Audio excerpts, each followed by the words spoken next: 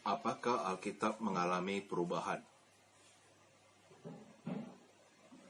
Pada dasarnya, di masa saat ini, di zaman now, Alkitab yang kita kenal sudah standar.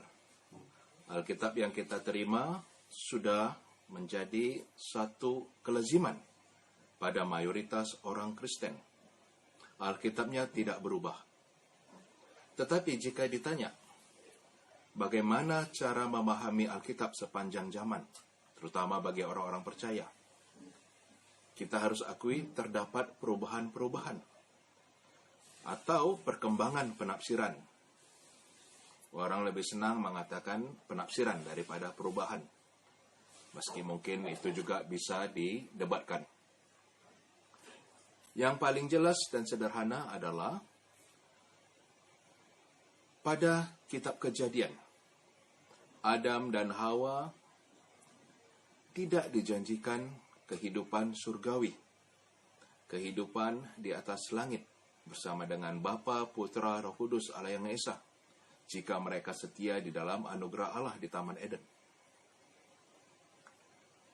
Kepercayaan adanya surga, neraka baru diceritakan Alkitab kemudian hari. Kemudian yang lebih jelas lagi tentang sunat. Sunat adalah perjanjian antara Allah dengan Abraham, dan itu harus dipelihara turun-temurun. Dan ini adalah sunat fisik. Belakangan Rasul Paulus mengatakan, orang Kristen adalah orang-orang yang bersunat, tetapi sunat hati.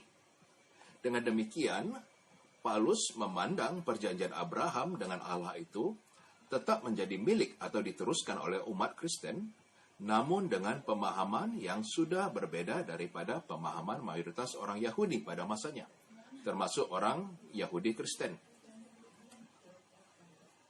Hal ini dapat dilihat juga pada peraturan tentang makanan.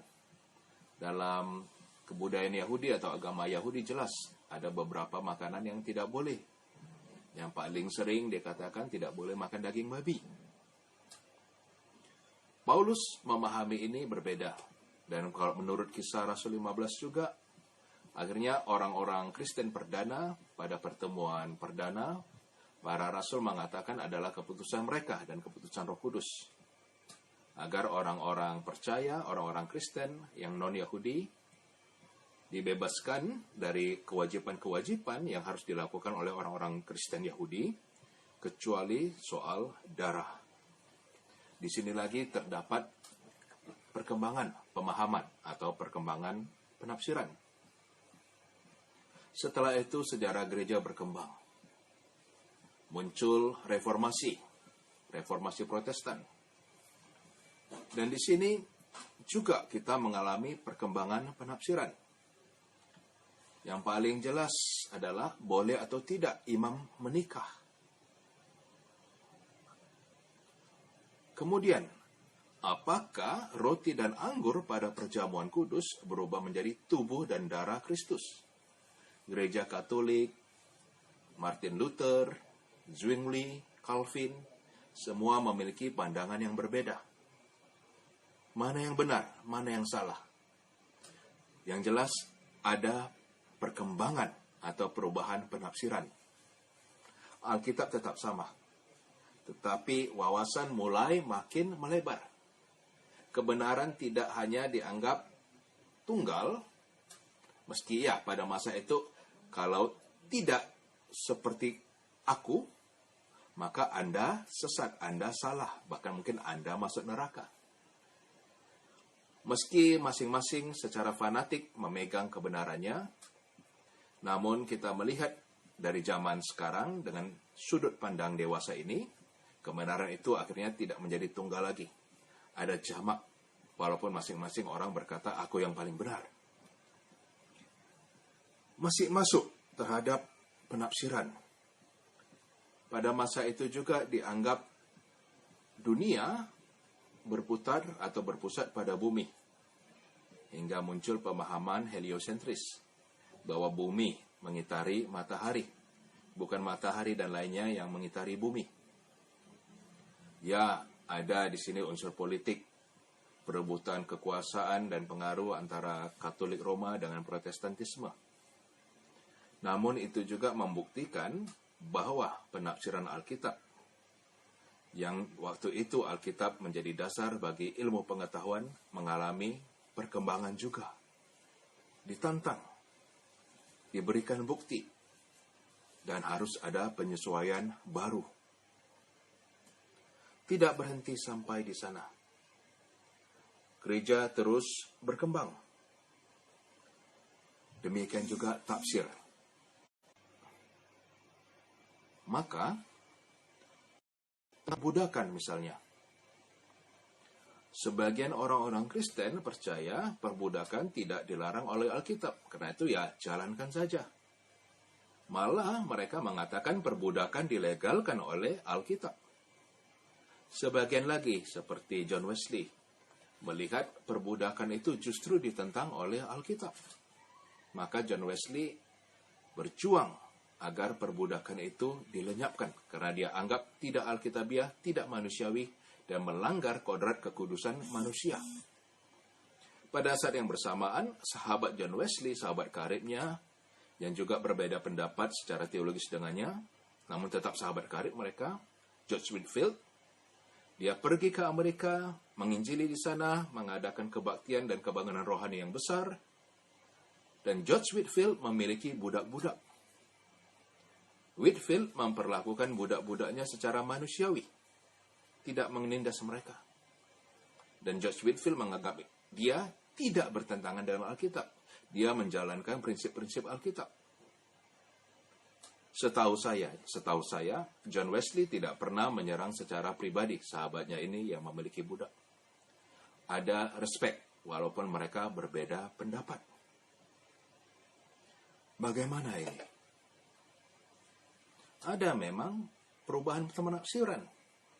Dewasa ini kita membaca Gustavo Gutierrez, The Theology of Liberation, A Theology of Liberation. Dia mengatakan pembebasan bangsa Israel dari Mesir adalah pembebasan dari perbudakan menuju kemanusiaan. Namun jika kita melihat dalam kitab Keluaran, mungkin tidak seperti itu. Ketika Allah menghukum bangsa Mesir dengan mengambil putra sulung mereka, Allah hanya membebaskan putra sulung bangsa Israel yang rumah mereka menaruh lambang darah. Menaruh darah anak domba di depan pintu rumah mereka. Sementara anak-anak sulung bangsa Mesir maupun hewan, bahkan juga termasuk di sini berarti budak-budak non-Ibrani. Dari orang Mesir, tawanan bangsa Mesir meninggal dunia. Ini bisa kita baca dalam Keluaran 21 ayat 2, Keluaran 12 ayat 29, yang memang menghargai bahwa ada orang-orang yang bertobat dan mengikuti bangsa Israel, tetapi juga dikatakan ya anak-anak sulung mati semua. Jadi itu pemilihan, bukan pembebasan terhadap perbudakan, tetapi hanya pemilihan untuk membebaskan budak-budak Ibrani saja dari Mesir. Maka tafsiran-tafsiran seperti ini sangat diperkaya. Alkitabnya tetap sama, tetap tunggal, tetapi pemahaman-pemahaman yang ada itu berbeda-beda. Kita juga melihat pada zaman sebelum kita mengenai evolusi. Sebagian besar orang Kristen pada awal abad ke-20 menolak evolusi. Kemudian terjadilah apa yang disebut pengadilan monyet, di mana pendukung evolusi menang dari tuntutan pencemaran oleh pendukung Alkitab yang fanatik, kaum fundamentalis. Akhirnya dewasa ini mayoritas orang yang menyebut diri mereka Kristen tidak memandang evolusi itu sebagai satu pertentangan dengan kebenaran firman Tuhan. Meskipun tetap banyak juga yang mengatakan ya, tidak ada evolusi. Penciptaan itu 1 hari dalam kitab Kejadian berarti 24 jam. Dan Allah betul-betul menciptakan dunia dalam 6 hari. Itu juga hak mereka. Tidak ada yang bisa buktikan benar atau salah. Harus kita saling belajar menghormati. Kemudian juga tentang kependetaan wanita. Kependetaan wanita bagi sekarang, orang kita sekarang zaman now, hal yang biasa. Tetapi bahkan sampai pertengahan tahun 1900-an, banyak gereja-gereja yang menolak ditabiskannya pendeta wanita. Karena memandang itu tidak ada dasarnya dalam Alkitab. Yang di Alkitab, wanita bisa menjadi ratu, bisa menjadi hakim, bisa menjadi panglima, bisa menjadi apa saja. Bahkan juga mungkin dihargai sama seperti rasul. Tetapi tidak pernah ditemukan kasus yang secara jelas menuliskan wanita menjadi imam. Jika wanita menjadi imam biasanya disebut sebagai sundal bakti, negatif. Namun orang menafsirkan dan berbeda bahwa di dalam Kristus tidak ada budak, tidak ada orang merdeka, tidak ada pria, tidak ada wanita. Dan pemahaman-pemahaman yang baru berkembang terhadap Alkitab yang lama, yang tetap setia dari dulu sampai sekarang, tidak berubah. Dan penafsiran-penafsiran baru ini membuat diterimanya kependetaan wanita. Sekarang kita merasa tidak asing dengan para pendeta wanita. Dan mereka melakukan pekerjaan-pekerjaan Tuhan yang luar biasa. Tetapi seandainya kita hidup 50 tahun, 60 tahun, 70 tahun yang lalu, itu juga masih asing. Demikian juga dewasa ini penafsiran terhadap LGBT. Saya percaya pada generasi ini, di Indonesia khususnya, mayoritas orang tidak akan menerima LGBT itu sebagai hal yang normal di gereja. Tetapi penafsiran-penafsiran kita melihat berkembang. Di Amerika, di Eropa, terutama Eropa Barat, orang memahami dan menerima LGBT sebagai kenormalan, bukan lagi sebagai abnormal, bukan lagi sebagai keanehan. Orang melihat sama seperti menafsir terhadap wanita, kependetaan wanita. Ya, Allah tidak menghukum orang karena orientasi seksualnya. Allah tidak menghukum orang karena orientasi seksualnya, melainkan karena motivasi-motivasi di belakangnya. Apakah jika saya straight, saya beristri satu, tetapi saya juga berzina terus-menerus, apakah saya mendapat anugerah Tuhan? Sementara seorang yang orientasi seksualnya LGBT, dia setia pada pasangannya, dia menghasilkan kesaksian yang baik, buah roh yang baik, maka dia dimurkai Tuhan.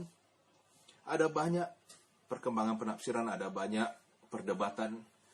Saya tidak akan terlibat dalam hal itu, karena bagi saya itu sia-sia, buang-buang waktu. Tidak dalam sharing ini, saya tidak akan membahasnya. Tetapi saya percaya suatu saat generasi setelah saya, generasi-generasi yang akan datang di Indonesia akan lebih terbuka menerima kehadiran LGBT di gereja, menyambut mereka sebagai pelayan-pelayan Tuhan.